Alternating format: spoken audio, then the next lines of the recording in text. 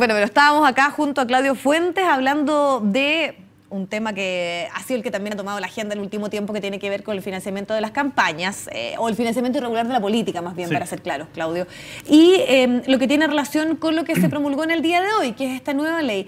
Y la pregunta era si es que efectivamente se deja fuera el poder del dinero ya aprobada, o más bien promulgada esta ley. Yo creo que no hay un cambio paradigmático en donde el Estado va a asumir la totalidad del financiamiento de la política, porque de hecho se permite el financiamiento privado, aunque en forma individual, no de empresa. Entonces, sí hay un cambio significativo, es decir, si antes teníamos una ley que más o menos 70-30 dependía 70% de los privados y 30% del Estado, hoy día debe ser 60% del Estado y 40% de los privados. Yo creo que hay un cambio significativo.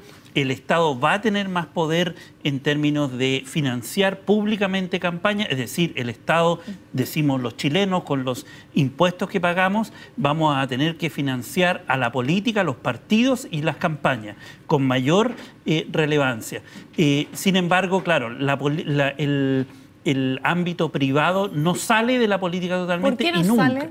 No, porque ese ideal nunca se va a cumplir. Primero porque en parte van a poder financiar. Es decir, un tope de 2.000 UF, por ejemplo, que son 2 por 24, son un monto significativo de recursos que van a poder poner los privados todavía en las campañas. En segundo lugar, si bien no va a haber aporte a las campañas directas de las empresas pueden seguir haciendo lobby, pueden seguir haciendo y pagando por influencia en el ámbito legislativo, y en una democracia, en cualquier democracia, es bastante esperable que el ámbito privado sí tenga impacto en las políticas públicas. Por lo tanto, señalar que de ahora en adelante nunca más se va a producir un vínculo entre empresa y política, no se ajusta a ninguna realidad democrática. Claudio, y es eso lo que faltó, porque aquí se ha señalado bastante que esto lo que busca también es generar una mayor democracia, que exista una mayor participación de los ciudadanos. También lo que está buscando estos cambios y esta promulgación a la ley tiene que ver con eso. Y te lo pregunto particularmente porque yo lo había comentado, tú participaste de este proceso de las recomendaciones que se hicieron. Hubo temas que quedaron fuera. ¿Por qué quedaron fuera y cuál es tu postura respecto a cuánto habrían influido en que tuviésemos una mejor, tal vez, ley? Mira, yo creo que hay dos ámbitos que avanzó bastante. Uno, el que tiene que ver con el cambio del paradigma de financiamiento, es decir, hoy día más recursos públicos del Estado, y eso hay que clarificar. Hay medios de comunicación y hay actores que dicen, pero ¿cómo ahora el Estado va a financiar con 6.000 millones de pesos a los partidos? ¡Qué escándalo! Bueno, antes lo hacían los privados y era un escándalo y todavía mayor. Entonces, alguien tiene que pagar por el financiamiento bueno, transparente de la política, y por lo tanto, ese es el primer cambio. El segundo, que yo creo que es importante, es la transparencia. Creo que ahí hubo un avance muy significativo. Hoy día no se va a poder hacer lo que se hizo antes. Eso claramente la ley cambió y podemos entrar al detalle, pero básicamente en transparencia va a haber un cambio. Control, muy importante, va a haber un mayor control. Ahora, ¿qué es lo pendiente? Nosotros hicimos bastantes propuestas para, llamémoslo, el voto programático, es decir, que las ideas se coloquen al servicio de la política y no los individuos, las personas, no este personalismo que vemos en donde vote por Juan Pérez y no por la idea que tiene Juan Pérez. Para eso tú tienes que hacer una serie de reformas y eso es lo más débil. Por ejemplo, te pongo algunos ejemplos que no pasaron el proyecto de ley del gobierno, que el gobierno también lo propuso. No, creo que algunos no los propuso, pero en general, ¿qué es lo que propusimos como comisión? Uno, que existan logos de las campañas visibles en la publicidad de los candidatos. Es decir, ¿de los partidos políticos? Sí, el logo de los partidos políticos. Es decir, que si es de la UDI, si es de Renovación, si es de Socialista, que aparezca. Te fijas que hoy día lo esconden. Entonces, aparecen... Es una obligación, era una propuesta que tenían ustedes. Claro, entonces tiene que ser una obligación, tiene que ser notorio, etcétera. No salió. Segundo tema que es muy fuerte para el acarreo, transporte público el día de la elección. Si no, los candidatos, sobre todo fuera de Santiago, acarrean a gente que les conviene. Y esa es una de las problemáticas del voto voluntario. Exacto, exacto. Entonces, ahí también se debió haber avanzado, no se tocó ese tema. Tercer punto que tiene que ver también con el voto programático es franjas electorales un poco más equitativas en radios. Hoy día se hace en televisión abierta, avanzar hacia radios, que es muy importante en regiones.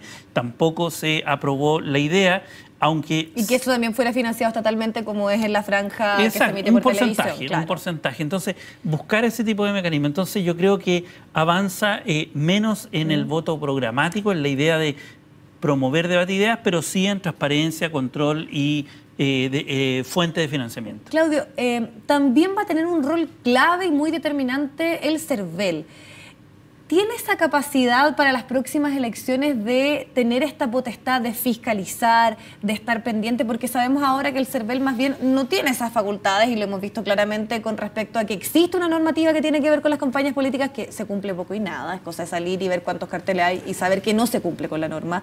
Y te lo pregunto porque algunas voces críticas también plantean que finalmente todo depende de quienes estén en el CERVEL, porque se pudiese dar una situación un poco parecida a las críticas que hay con el Servicio de Impuestos Internos por esta designación y que no se presentan las querellas, porque hay una administración de turno que pone a quien está en este ente, que debiese ser un ente, obviamente, lo más autónomo posible. Sí.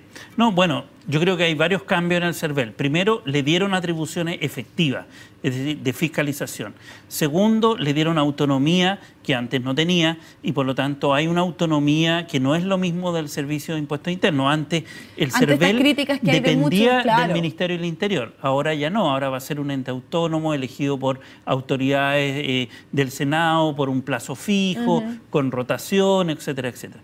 Tercero, yo creo que efectivamente desde el punto de vista operativo se requiere un momento de transición para, llamémoslo, llegar a un punto en donde sí se pueden hacer fiscalizaciones efectivas. De aquí a octubre yo creo que es muy difícil que se fiscalice todo. Yo creo que van a tener que elegir aleatoriamente qué fiscalizar, elegir un segmento de la fiscalización. Piensa tú que son cerca de, en total, unos 10.000 candidatos. Exacto. Por lo menos. O sea, eso es imposible fiscalizarlo. Porque de repente se concentra la atención solo en Santiago. Exacto. Entonces, yo creo que va a haber un momento de transición. Creo que la fiscalización va a ser menor porque tienes que crear una capacidad instalada en esta repartición y seguramente en la próxima elección y en la siguiente van a ser cada vez mejores los instrumentos de fiscalización. Ahora, con estos cambios, ¿vamos a tener tal vez expectativa de un Congreso mayormente representativo? Porque claro, hay ley de cuota, por ejemplo, en el caso de las mujeres. ¿Qué es lo que sucede con algo que se había debatido también que tiene que ver con nuestros pueblos originarios, que tal vez estuviese también esa posibilidad?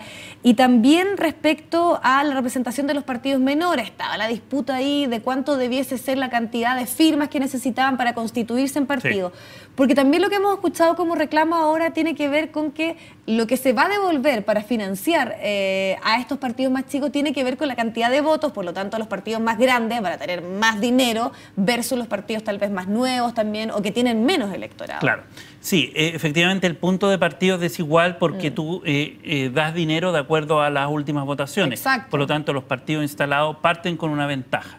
Ahora, yo creo que para ese problema no hay mucha solución, salvo abrir más las puertas para la competencia y premiar a los que le vaya bien. Ese yo creo que es el mecanismo ideal. Ahora, tú te referías a dos momentos. Uno, el momento de este año, que tiene que ver con la ley de partidos, y el momento del próximo año, que tiene que ver con la nueva ley electoral para diputados y senadores.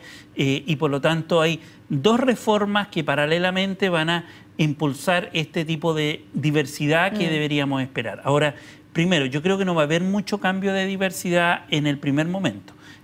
¿Por qué? Porque los incumbentes, aquellos que están en el poder, les va a ser más fácil competir bajo las nuevas reglas.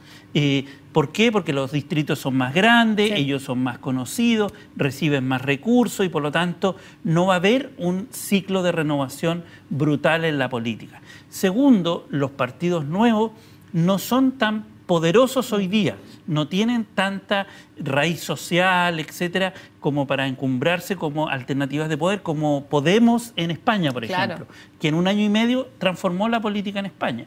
Eso en Chile hoy día ningún movimiento externo al sistema político lo está haciendo. Y en tercer lugar, efectivamente yo creo que un punto que tú señalas, yo creo que progresivamente los partidos se van a enfrentar a tener que incluir más mujeres porque hay ley de cuotas para los partidos y para el sistema electoral. Pero son solo para las candidatas. Solo para candidatas. Claro, o sea, eso no asegura que efectivamente tengamos un 40% de mujeres participando del... Va a ser progresivo. Yo creo que no fue una medida radical. Yo hubiera apostado por paridad, pero eso no tenía un peso político dentro de los actores políticos.